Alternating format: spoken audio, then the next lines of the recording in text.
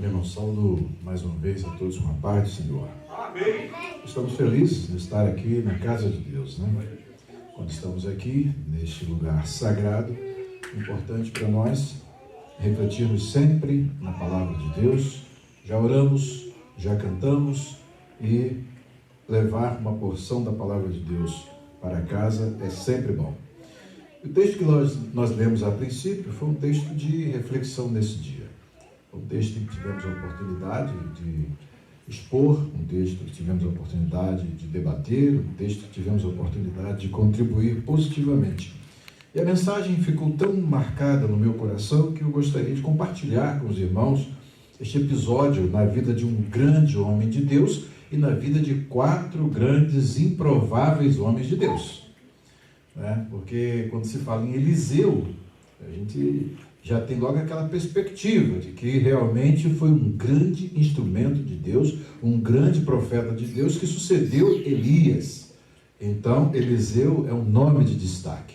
Mas nem sempre os grandes nomes, eles são colocados como protagonistas na história e às vezes Deus escolhe coisas que não são para confundir as que são, confunde as ignóbeis, as desprezíveis, ao mesmo tempo fazer com que as coisas que deveriam estar em destaque, elas acabam indo para o ralo e o bueiro da história. E exatamente assim que essa história nos é narrada aqui, no capítulo de número 6 e no capítulo de número 7 do segundo livro dos Reis. É um parágrafo, uma perícope que a gente pode considerar aqui, contando a história como um todo, que vai do versículo 24 do capítulo 6 até o versículo 20 do capítulo 7. Esse grande episódio narrado aqui narra uma transição que ocorre depois de um bom tempo, quando as guerras entre Síria e Israel estavam praticamente cessadas, porque a última investida do rei assírio contra um homem lá em Israel foi frustrada e eles saíram dali tão humilhados, mas tão humilhados, que houve um período de trégua, de cessar-fogo, por muito tempo. Corria o ano lá por volta de 846, por aí, antes de Cristo, quando Jorão está reinando em Israel. Jorão era filho de Acabe. Então nós sabemos que nessa época o reino estava dividido. Havia uma nação, a nação de Israel, porém 2 reinos. Esses reinos estavam divididos. Tínhamos o reino do norte, que é chamado de Israel, e o reino do sul, que é chamado de Judá. Capital do reino do norte, Samaria. Capital do reino do sul, Jerusalém. Distância aproximada entre essas 2 cidades, essas 2 capitais, em torno aí de uns 64 quilômetros. E nós percebemos que nesse contexto específico, Ben-Hadad, que é aqui o Ben-Hadad II, ele decide fazer uma incursão novamente, depois desse período de tréguas, desse período de paz, ele resolve novamente fazer uma incursão em Israel. É interessante que no episódio anterior, quando nós vemos que o profeta Eliseu é usado por Deus para mostrar e revelar os segredos das incursões sírias, os arameus, os sírios, eles simplesmente ficavam assim, o rei ficou muito aborrecido, porque todas as vezes que eles armavam uma emboscada para pegar os soldados de Israel, o profeta Eliseu denunciava e via onde eles estavam e falava para o rei de Israel: olha, não passe por esse lugar porque eles vão estar ali. E até que chegou um momento que o rei ficou muito irado e chamou os seus servos, que eram aqueles mais próximos: vocês devem estar denunciando, vocês devem estar aqui como espiões. E um deles então diz: não, nós não somos espiões. É porque tem um homem lá em Israel, chamado Eliseu, que ele conta para o rei de Israel os segredos que tu falas na tua cama. Aí o rei: é Eliseu? Então vão lá e capturem esse homem e tragam na minha presença. Só que, irmãos, é importante quando um homem está no conselho de Deus, num contexto que realmente não é nada favorável, a situação de Israel nessa época não era nada favorável. Por que não era favorável? Não era favorável porque eles tinham quebrado a aliança, e o Jorão, filho de Acabe, continua nas práticas ímpias do seu pai.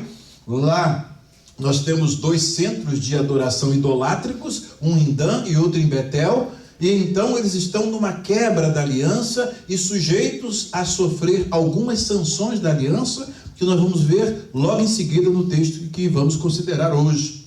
E quando esses homens chegam lá, eles vão para o monte dali da montanha, vão entrar na cidade de Dotã, e está lá o homem de Deus. E aí pela manhã acorda ali o seu moço. O seu moço olha para a montanha e vê aqueles cavaleiros lá cercando Dotã. Ele ficou apavorado. Mas o profeta, tranquilo, porque quem está com Deus, que tem a visão periférica, cognitiva ativada, olha para uma dimensão que aquele moço não estava enxergando. Aí aquele moço quase morrendo do coração: pai meu, olha lá, olha os exércitos inimigos, nós estamos cercados, vamos morrer hoje. Aquele medo, aquele pavor. E Eliseu tranquilo: ô Senhor, abre os olhos a este para que ele veja. Quando Eliseu faz esta oração, o moço olha novamente para o mesmo cenário e vê de um modo diferente, vê como Eliseu estava vendo. E Geazi tinha uma grande perspectiva de ser um grande profeta, né? Infelizmente nós sabemos que a história dele não foi nada boa, mas mesmo assim ali está o moço de Eliseu. E então esse moço, quando olha do outro lado, acima, mais eram os aliados do que os adversários. Ele viu: pai meu, cavalos e cavaleiros de fogo, olha lá, são maiores os exércitos do Senhor, e nós estamos protegidos. Pronto, mudou totalmente a perspectiva. E a visão foi a mesma. Só que a perspectiva, quando Deus pingou o colírio nos olhos daquele moço, ele viu uma realidade que ele não estava enxergando. E os olhos de Eliseu estavam sempre abertos para esta realidade. E ali então nós percebemos que isso pode acontecer conosco. Se no meio de todos os problemas e dificuldades e conflitos e provas e pandemias e endemias e etc, se nós olharmos pela perspectiva do olhar natural, isso nos traz medo, isso nos traz pavor. Foi capaz de colocar todos os habitantes da terra presos dentro de casa, como se tivesse um leão está na rua, né? E no entanto, é importante que na visão de Deus, vendo como Deus vê, tudo está no controle de Deus, tudo está nas mãos de Deus. E Eliseu tranquilo, aqueles homens descem, porque eles não veem os exércitos que estavam ali. Eles descem, quando chegam a Eliseu, e Eliseu simplesmente faz uma palavrinha com Deus: Senhor, fere a estes de cegueira. E aqueles homens, quando chegaram próximos a Eliseu, estavam cegos. Aí, simplesmente, bota em fila todo mundo, vamos levá-los lá. E levaram aqueles soldados lá do rei Assírio, do rei Sírio, né? E chegaram lá em Israel, lá na capital, em Samaria, e levaram para o rei de Israel e colocaram diante dele lá. E o Senhor então agora abre os olhos deles. Eliseu diz para o Senhor: abre os olhos deles. E aí o Senhor abriu os olhos daqueles homens, e quando eles se veem, estão diante do rei de Israel. E o rei de Israel chegou: meto a espada neles e eu mato. Eu falei: não, peraí. Você vai conquistar e vai matar e vai pegar aqueles que você subjugar, que você conseguir com a tua força. Mas aqui é obra de Deus. Coloca a comida para eles e depois manda eles embora. E aí aqueles homens se alimentam no palácio do rei de Israel e depois são despedidos, e quando chegam vão embora. E aí então cessa a guerra entre Síria e Israel. É interessante que aí passa um tempo, passa uma temporada, e de repente, novamente, o Ben-Hadad II, ele se levanta e quer fazer guerra contra Israel. E algum tempo depois, Ben-Hadad, rei da Síria, reuniu todo o seu exército e cercou Samaria. E como resultado, houve grande fome na cidade. E o cerco durou tanto tempo que uma cabeça de jumento era vendida por 960 gramas de prata. E um terço de litro de esterco de pombo por 60 gramas de prata, já convertendo, né, dos ciclos para uma medida que a gente conhece mais, né, que são gramas. Aí eu fiz uma pesquisa rápida. Vamos fazer aí uns cálculos bem rápidos, né? Digamos que fosse hoje, tá? Para vocês terem uma ideia de como havia uma exploração enorme por um item que não era de luxo e passou a ser um item de luxo. Cabeça de jumento estava muito mais cara do que caviar. Para vocês terem uma ideia. Hoje, por exemplo, dia 17 de março de 2022, 1 grama de prata hoje está 80 centavos, custa 80 centavos. Fazendo uma conta aqui, 960 gramas de prata, nós teríamos aqui 768 dólares pagos por uma cabeça de jumento. Imagine, não é um item luxuoso, não é uma cabeça de porco, é uma cabeça de jumento. E também nós temos aqui 1/3 de litro de esterco de pomba. Não se sabe se era usado como combustível, porque a situação estava tão difícil que eles não tinham condição de sair. A cidade estava toda fechada, a lenha, obviamente, já estava praticamente toda consumida, e então agora as pombas é que davam ali o combustível, coisas assim. Não se sabe se eles comiam isso, porque pelo quadro de ser tão difícil, talvez isso fosse até alimento, né? E aí nós vemos que isso custava, né, um terço de litro de esterco de pomba, 48 dólares. Muito mais caro do que filé mignon, hein? Hoje. Preço de caviar. E nessa conjuntura, o que acontece? Nós vemos o quê? Cerco na cidade, nós vemos carestia, nós vemos fome, nós vemos o custo de vida lá nas alturas. Tudo isso por conta de quê? Por que que isso tudo está acontecendo? Por que que esse inimigo que vem lá do norte, se nós vimos o mapa, Arã ficava na parte nordeste de Israel, então descendo no mapa, ele vem de lá de cima da Síria, né, descendo para o sul, para o sudeste, sudoeste, vindo em direção à capital. Por que isso estava acontecendo? Nós acabamos de estudar o livro de Deuteronômio, e as coisas que estão acontecendo por conta da quebra da aliança. Quem está trazendo o rei Ben-Hadad para lutar contra Israel? É o próprio Deus. Mas dentro desse contexto de total desespero, o que nós temos lá dentro? Deus permite que nesta época nasça um homem que é o sucessor do profeta Elias, para ser uma bênção para aquela nação.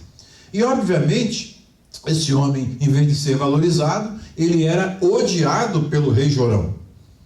Assim como Elias e Acabe tinham um problema que nunca se resolvia, da mesma forma Jorão tinha um problema sério com o profeta Eliseu. Por quê? Porque o profeta Eliseu, obviamente, condenava todas as obras ímpias e a idolatria que perdurava e que subsistia em Israel, e o rei não tomava nenhuma providência. Mas tudo isso vem lá de trás, pelas sanções negativas que nós vimos da aliança. Eles hoje estão sofrendo todas essas coisas. E diz o texto que nesse contexto, um dia, quando o rei de Israel caminhava pelos muros da cidade, aí vem uma cena horrível, que é uma cena de canibalismo. Ou seja, duas mulheres estão ali num pacto, e elas, em fome extrema, elas fizeram uma combinação. Olha, hoje nós vamos cozinhar o seu filho, e aí nós comemos à vontade, e amanhã eu cozinho o meu. Combinado assim? Combinado. Então, a primeira foi e mandou o menino lá, matou o menino, cortou lá em pedaços. A Hélida estaria apavorada, né? Você imagina, aí corta o menininho gordinho ali, né? Pensa aí, né? Aí vai lá, faz, cozinha, aí come, porque estão esfaimados, numa situação de fome extrema, e come uma criança na frigideira, ou na panela, assada, não sei como foi, comeu. Chega no outro dia, a outra mãe amarelou e ficou, não vou deixar comer não. Né? Primeiro que já estava com a barriga cheia, segundo que o afeto de mãe ela não conseguiu deixar a criança ser morta e cozida para que elas comessem como o trato que fora feito. Daí eles chegam e vão para o rei e pedem ao rei uma solução para aquele problema. Elas narram o problema, e o rei, se o Senhor não te acudir, como é que eu vou acudir?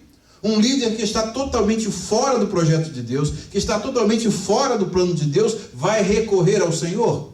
E aquelas mulheres que também estão na sanção negativa do pacto, conforme Deuteronômio capítulo 28, versículos 53, dizem, olha o que está lá atrás. Por que a história é assim? Se nós olharmos a história pela história, o que nós vamos ver? Isso é um fato cruel. Como é que Deus permite isso pelo seu povo? Meu Deus, canibalismo em Israel, isso é algo impensável. Mas pensa a tragédia com a sua origem lá atrás. Olha aqui o que está na palavra de Deus, em Deuteronômio capítulo 28, versículo 53. Deuteronômio capítulo 28, versículo 53. Aliás, vamos ler um pouquinho antes, vamos começar aqui no 49. Diz, olha, se vocês quebrarem as maldições resultantes da desobediência, se dos confins da terra o Senhor trará contra vocês uma nação distante que se lançará sobre vocês como um abutre. Será uma nação cuja língua vocês não compreendem, povo feroz e cruel, que não tem respeito pelos idosos, nem pena dos jovens. Os exércitos deles devorarão seus animais e colheitas, e vocês serão destruídos. Não deixarão coisa alguma dos seus cereais, nem do vinho novo, azeite, bezerros ou cordeiros, e vocês morrerão de fome. Atacarão suas cidades até derrubarem todos os muros fortificados de sua terra, as muralhas nas quais vocês confiavam como proteção, atacarão todas as cidades da terra que o Senhor, seu Deus, lhes dá. Então ali, Samaria era uma cidade cercada, era a capital. Ali estava o palácio real, ali estava toda a proteção do núcleo da nação. Se o governo da nação cai, toda a nação cai. E então Samaria era uma cidade cercada, e eles estavam do lado de fora já entraram em Israel, invadiram Israel, e só faltava dominar a capital. E naquele cerco, o que está acontecendo? A quebra da aliança, um bezerro em Dan, um bezerro em Betel, a idolatria que Deus falou para que eles não trocassem o Senhor pelos ídolos, acontecendo, resultado, tudo isso vem sobre eles. E o mais trágico, que está ilustrado na situação que nós estamos lendo, está aqui no versículo 53. O cerco e a grande aflição que o ataque inimigo causará serão tão terríveis que vocês comerão a carne de seus próprios filhos e filhas que o Senhor, seu Deus, lhes deu. Sanções negativas do pacto. Voltemos à história. No meio dessa situação trágica, o rei não tem nenhuma solução, o rei está numa situação de desespero, ele não pode recorrer a Deus porque está na quebra da aliança. A nação também, nessa situação, não pode recorrer a Deus porque está em quebra da aliança. Aí vem no capítulo de número 7, quando se abre o capítulo de número 7, versículo 1, Eliseu, então, que já estava, o rei estava já com a vontade de acabar, né, com Eliseu, porque todo aquele problema, toda aquela intriga, todos eles culpavam a Eliseu. O homem mais santo daquela terra era o culpado da situação. Eles não olhavam para o pecado deles, eles não olhavam no espelho para ver os culpados. Eliseu é o problema. Eliseu é Eliseu, e eu vou arrancar a cabeça desse profeta, eu vou acabar com ele, né? Eu vou acabar com ele. Mas vejam bem, aqui nesse momento específico, Deus tem misericórdia da nação e faz uma promessa inusitada, ninguém esperava. Eliseu respondeu: ouçam esta mensagem do Senhor.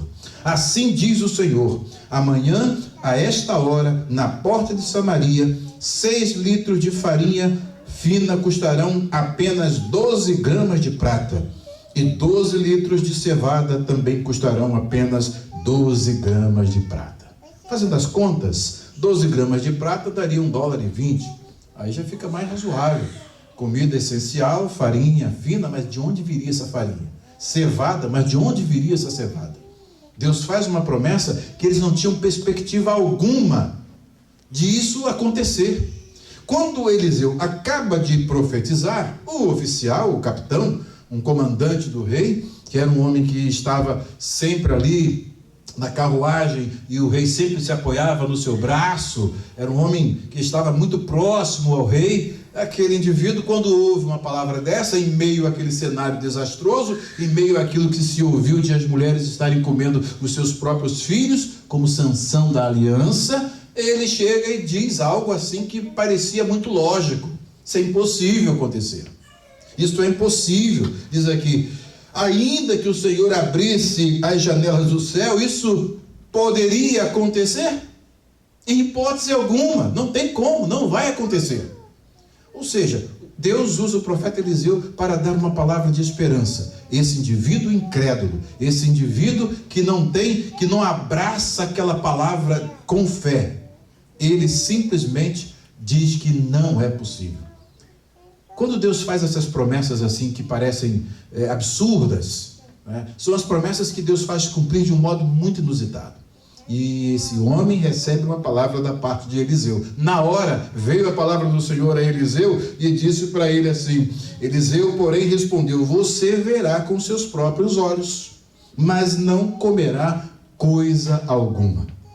E aí, irmãos, nesse contexto, então, como é que Deus faz o cumprimento dessa promessa? Como é que Deus dá o cumprimento dessa promessa? Diz nas Escrituras que 4 homens leprosos, olha só, os improváveis heróis da história, 4 homens leprosos, eles estavam numa situação em que eles começam a refletir: bem, nossa comida acabou. Eles viviam lá, segregados, separados da sociedade, nossa comida acabou. Se nós ficarmos aqui, nós vamos morrer.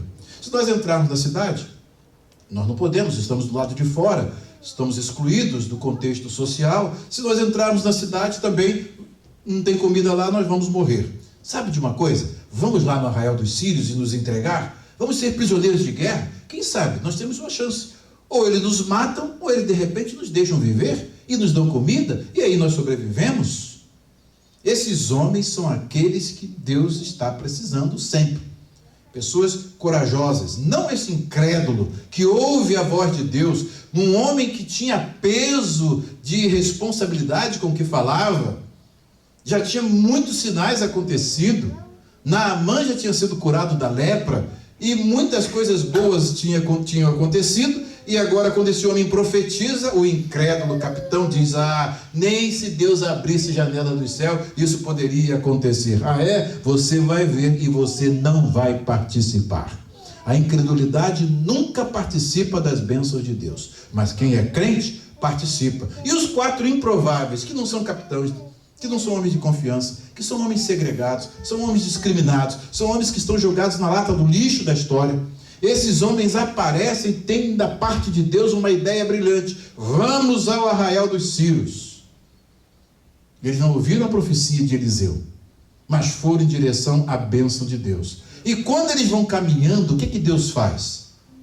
Eles vão caminhando, 4 indivíduos, 8 pés leprosos, caminhando pela estrada, obviamente já esfaimados, não com aquela força toda, caminhando com uma certa fraqueza, porque sem comer, e leprosos ainda, debilitados na sua condição física, e eles vão caminhando. E diz a Bíblia que nesse ínterim o Senhor, ele estrondou lá no Arraial dos Sírios um ruído como de um tropel de exército, e eles interpretaram aquele ruído de modo: olha, o rei de Israel deve ter alugado os hititas, e há um grande exército vindo contra nós. E eram simplesmente aqueles 4 indivíduos caminhando pela estrada, indo em direção a eles. E eles fugiram, não pegaram os cavalos, deixaram amarrados, fugiram a pé. Fujamos pela nossa vida, e foram embora.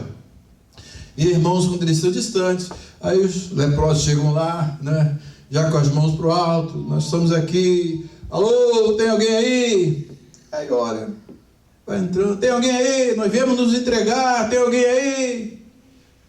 Ninguém, não houve nem ruído, os cavalos estão amarrados lá, e as tendas estão todas armadas, eles não tiveram nem tempo de desarmar. O Senhor criou isso porque Deus usou o profeta Eliseu, e Deus vela pela sua palavra para a cumprir, e o incrédulo não participa da bênção. E esses homens improváveis, esse lixo da história, Esses homens segregados que viviam em cavernas separadas, em cidades separadas, porque não podiam entrar na cidade, são esses os heróis que aparecem para ver o cumprimento da voz de Deus, sem terem ouvido a voz de Deus. Esses são os heróis da história. E aí diz aqui o texto que eles foram lá, né? Eles chegam no acampamento. Quando eles chegam no acampamento, e diz aqui, foram de uma extremidade à outra, comendo e bebendo. Em cada tenda tinha comida, porque eles se prepararam ali para o cerco, eles estavam distantes lá de Arã, então eles tiveram de trazer muita comida, porque muitos dias de cerco eles precisavam de alimentos para poder, quando acabasse toda a resistência de Israel, invadir a cidade de Samaria. E muita comida lá no arraial, e eles passaram pelo arraial, comendo e bebendo, diz o verso 8, pegaram a prata, o ouro e as roupas que se encontravam e esconderam tudo. Por fim, disseram uns aos outros, isto não está certo, peraí, nós aqui estamos comendo, bebendo, já estamos ricos, que deixaram um tesouro aqui para nós, éramos pobres ontem, hoje nós já somos ricos, temos ouro, temos prata, temos roupa, temos cavalos, temos tudo aqui à nossa disposição, comida à vontade, mas e Samaria que está naquela condição? O que nós vamos fazer? Diz aqui, isto não é certo. Este é um dia de boas novas, de boas notícias, e não contamos a ninguém. Se esperarmos até o amanhecer, seremos castigados. O Senhor vai nos punir. Venham, vamos voltar e dar as notícias no palácio. Vamos lá contar para o rei de Israel. Então voltaram ainda, pela madrugada foram eles aqui à cidade e relataram aos guardas do portão o que havia acontecido. Fomos ao acampamento sírio e não havia ninguém, disseram eles. Os cavalos e os jumentos estavam amarrados. A cabeça de jumento estava sendo vendida lá a 960 gramas de prata, $768 na cotação de hoje, para vocês terem uma ideia. E agora tinha jumentos, cavalos. Eles poderiam, irmãos, ficar num bem bom lá, tranquilos, mas eles pensaram nos seus compatriotas. Eles não foram egoístas, eles estavam numa situação agora totalmente privilegiada, e então eles agora, não, nós temos que ir lá para dizer, porque lá as pessoas estão morrendo, não tem comida dentro das casas, e vamos avisar. E aí eles vão lá e dão essas notícias. Os cavalos e os jumentos estavam amarrados e as tendas todas armadas, mas não havia ninguém por ali. Os guardas gritaram, anunciando a notícia no palácio. Naquela noite, logo o mensageiro, olha, vieram uns 4 homens aí, que estão dizendo que o arraial dos sírios, onde eles estavam acampados, não tem ninguém lá, e tem comida, tem bebida, tem tudo lá, jumentos, cavalos, tudo, as tendas armadas. E aí diz aqui o texto que o rei se levantou no meio da noite ainda e disse a seus oficiais, bem, essa situação é meio estranha, essa situação não é eles não estão lá no arraial? Estão escondidos no acampamento? São de toca, eles estão de tocaia. Vou explicar o que aconteceu. Os sírios sabem que estamos morrendo de fome. Por isso deixaram o acampamento e se esconderam nos campos. Estão à nossa espera para nos capturar com vida e conquistar a cidade quando sairmos. Nós aqui dentro estamos protegidos. Se nós sairmos, eles estão lá esperando. Pensava o rei que não estava nem ao menos lembrando daquilo que Deus tinha falado. Ele ouviu, mas não internalizou aquilo que Deus tinha falado. Um dos seus oficiais diz, bem, seria melhor que enviássemos espiões para ver. Eles podem usar 5 dos cavalos que sobraram. Se acontecer alguma coisa com eles, não será pior que se ficarem aqui e morrerem com o restante de nós. Assim, prepararam 2 carros de guerra com cavalos e o rei enviou espiões para ver o que havia acontecido ao acampamento sírio. Foram até o rio Jordão, seguindo o rastro de roupas e equipamentos que os sírios tinham abandonado em sua fuga desesperada. Os espiões voltaram e contaram tudo ao rei. Então o povo correu, quando a notícia chegou, o povo correu E aí diz aqui o texto: e saqueou o acampamento dos sírios. Tem comida no acampamento dos sírios e não tem ninguém lá. Quando chegou a notícia lá dentro, aquele povo que não tinha condição nem de andar direito, eles correram, né? Tem comida lá no arraial dos sírios, o Senhor está cumprindo a sua palavra, vamos lá, e saíram correndo. O rei fez um trato e colocou o capitão na porta para colocar ordem. Vai de tantos em tanto, vocês vão organizadinhos, tá? Então aí ficou lá o capitão na porta e o pessoal lá dentro, né? Quando deu o sino tocou e a notícia chegou, tem comida, o quê? Diz aqui o texto, irmãos. Então o povo correu e saqueou o acampamento dos sírios. E de fato, naquele dia, 6 litros de farinha foram vendidos por apenas 12 gramas de prata. E 12 litros de cevada também foram vendidos por apenas 12 gramas de prata, como o Senhor tinha dito. O rei colocou o oficial que o auxiliava para controlar o movimento à porta da cidade. Mas ele foi derrubado, pisoteado e morto quando a multidão correu para fora.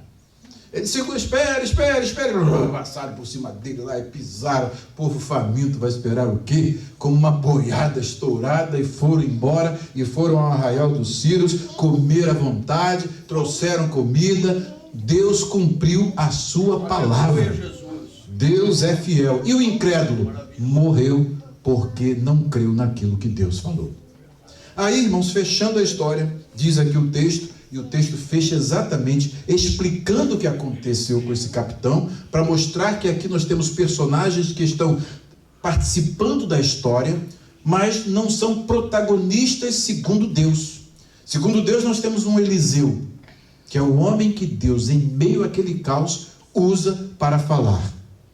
Como protagonistas da história aparecem 4 heróis improváveis, homens destemidos, homens de decisão, homens que não ficam esperando a morte chegar. Vão ao encontro dela. Eles vão ao encontro dela. Já que a gente vai morrer aqui de fome, não tem possibilidade de viver, vamos apostar esse 50% de chance de vida e vamos lá. E quando eles chegam lá, encontram o quê? 100% de chances de vida, porque Deus já tinha prometido comida e eles foram aqueles que descobriram onde estava aquilo que Deus falou. O caminhar deles pela estrada e um ruído de um grande exército. Será que foi, né, os passos daquele homem que foi multiplicando e foi aumentando, e foi o volume aumentando? Daqui a pouco eles ouviram lá um tropel virtual de um exército. Deus criou essa realidade virtual e eles fugiram. E aí termina a história. Tudo isso aconteceu. Portanto, conforme o homem de Deus tinha dito quando o rei foi à sua casa. O homem de Deus tinha dito ao rei: amanhã, a esta hora, na porta de Samaria, 6 litros de farinha fina custarão apenas 12 gramas de prata, e 12 litros de cevada também custarão apenas 12 gramas de prata. O oficial do rei havia respondido: ainda que o Senhor abrisse janelas do céu, isso poderia acontecer? E o homem de Deus tinha dito: você verá com os próprios olhos, mas não comerá coisa alguma. E assim aconteceu, pois ele foi pisoteado pelo povo à porta da cidade e morreu. E assim termina o texto. Esse texto, de modo geral, nos ensina muitas coisas importantes. A primeira delas é que, mesmo a toda essa tragédia, mesmo em quebra da aliança, Deus tem um pacto com o seu povo. Deus tem um pacto de fazer com que esse povo sejam os que vão levar a semente da mulher até chegar o nascimento do filho da mulher, que é o Senhor Jesus. Esse povo não pode ser extinto. Israel não podia ser extinto. Então o que Deus faz? Deus preserva esse povo, e no meio da quebra da aliança, a idolatria reinando, tinha um homem de Deus que nasceu naquela época para ser instrumento de Deus, e esse instrumento de Deus abençoou o povo do Senhor. É importante que nós que estamos vivendo hoje numa situação de crise, numa situação de tragédias, numa situação de guerras, nós possamos ter essa perspectiva de estar com os olhos fixos em Deus. Porque Deus é aquele que cria situações, mas ele faz com que as situações que parecem tão negativas como quebras da sua aliança sejam cobertas pela sua misericórdia. Era um povo que estava para ser extinto. No dia seguinte tinha comida em abundância. O seu hoje pode ser muito diferente do seu amanhã, se Deus falar para você. Nós precisamos ter essa convicção, porque nós já passamos por situações assim. Quando Deus falou para nós virmos aos Estados Unidos, o que aconteceu? Nós tivemos de bater a porta do consulado uma vez e levar um não. Fomos a segunda vez e levamos um não. Fomos a terceira vez e levamos um não. O que nós fizemos? Não dá mais não, acabou, vamos embora, isso aí Deus falou. Será que Deus falou mesmo? Né? É assim? Não, nós fomos para a guerra, fomos para a luta, fomos para o jornal, fomos para o rádio, fomos para a televisão. Não aceitamos isso que aconteceu conosco. Por que nós não podemos entrar nos Estados Unidos? E vocês viram o rebuliço que Deus fez. Televisão, rádio, jornal, Câmara dos Deputados, governadora do estado, mobilizou até a Secretaria de Direitos do Negro. Foi um movimento de Deus que, quando nós chegamos naquele consulado, a convite deles para receber o visto, todo mundo sabia quem nós éramos. Quando nós passamos por uma senhora, eu via até uma voz: deve capozinha, o casalzinho está aqui. Aí levaram logo a gente lá para o segundo andar, US Citizens estavam lá para receber o visto, numa entrevista amigável, e Deus nos abençoou, e nós viemos aos Estados Unidos e aqui estamos. Depois nos deram visto religioso, nos deram green card, e hoje somos cidadãos americanos. Porque nós cremos na palavra de Deus e vamos na luta. Fizemos igual os leprosos, não temos nada a perder. Vocês não têm medo não, rapaz? O FBI vai pegar vocês lá, vocês estão doidos, mexendo com esse pessoal da CIA, vai capturar vocês quando vocês entrarem lá nos Estados Unidos. O pessoal com medo, não com medo de nada. Se bem que a gente treinou na base, quando chegou lá em Miami, duvido que a gente saia do aeroporto. De nada. Não é doido para chegar aqui em Filadélfia. Mas o Senhor nos guardou, nos abençoou, e hoje nós estamos aqui. Amém, Jesus. É porque nós cremos na voz de Deus, cremos naquilo que Deus falou. Hoje nós entramos nos Estados Unidos, não precisamos nem ser entrevistados. Só botamos a nossa fisionomia ali, já aparece todos os nossos dados, sai um bilhetinho, a gente entrega ao oficial de imigração: seja bem-vindo de volta aos Estados Unidos, e pronto, e vamos embora. Aleluia. É isso que Deus faz, mas a gente precisava de fazer o quê? Lutar para que Deus cumprisse aquilo que Ele falou. A bênção estava ali, mas tinha que ter guerra, tinha que ter luta, tinha que ter gente corajosa, gente que enfrenta. Então os grandes desafios que Deus coloca diante de nós são para serem vencidos por pessoas destemidas, pessoas corajosas, pessoas de fé, porque os da fé, mesmo sem terem ouvido a promessa, alcançaram a promessa. E os incrédulos que estavam ali, principalmente aquele capitão, que foi a marca registrada da incredulidade, simplesmente não participou da bênção de Deus. Que nós possamos ser os protagonistas da história. Eu quero ser um Eliseu, mas se eu não for um Eliseu, pelo menos eu quero ser crente igual aqueles leprosos e ser abençoado. Não quero fama, não quero nome. Eles, a gente não sabe nem o que aconteceu com eles depois disso tudo. Não sabemos os seus nomes. Eliseu, nós sabemos quem foi. Esses homens, como eles se chamam? Só naquele dia que a gente vai saber. Então, se a gente for uma figura anônima da história, segregada, não importa. O que importa é que Deus nos use e que nós sejamos instrumentos para a bênção do povo de Deus, e que o Senhor nos abençoe. Amém. Glória a Deus.